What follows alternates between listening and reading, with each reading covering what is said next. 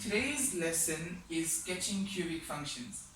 Now from term 1, we remember that the general formula for cubic function is y equals to ax cubed plus bx squared plus cx plus d. Now if we look to the cubic graph on the left, we see that a cubic graph has 3 x-intercepts, 2 turning points, a y-intercept, and an inflection point. And an inflection point acts as a mirror plane. Now, to start off by drawing a function, we have to calculate the intercepts. We're going to start off by calculating the x-intercepts, where we have to let y equal to 0. So we're going to use the function f of x equals to x cubed plus 5x squared minus 8x minus 12. And to find the first factor, we have to look at the factors of 12 that make that function equal to 0. Now we found that minus 1 allowed the equation to equal to 0. So that means the first factor is x plus 1. Now when we take out x plus 1, we're left with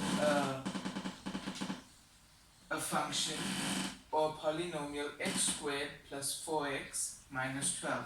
Now we have to further factorize that. And when we factorize that, we got x plus 1 into x plus 6 into x minus 2. And when we solve these, we got x equals to minus 1, x equals to minus 6, and x equals to 2. Now, these are our x-intercepts. To calculate the turning points, we took the derivative of the original equation, which is from calculus. And we remember that when we take the derivative, we multiply by the power and minus the power by 1. So when we got the derivative, we got a parabolic equation which equal to 3x squared plus 10x minus 8. Now we have to solve that and find the x coordinates. And when we factorize, we found that x equals to 2 over 3 and x equals to minus 4. Now since we have 2 turning points, we have to sub each of these x values into our original graph cubic equation.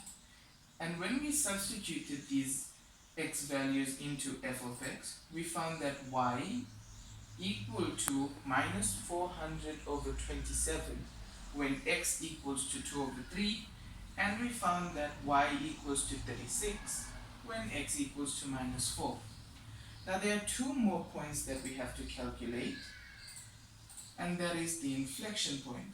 Now the inflection point is a mirror plane and reflects the graph along the x-axis.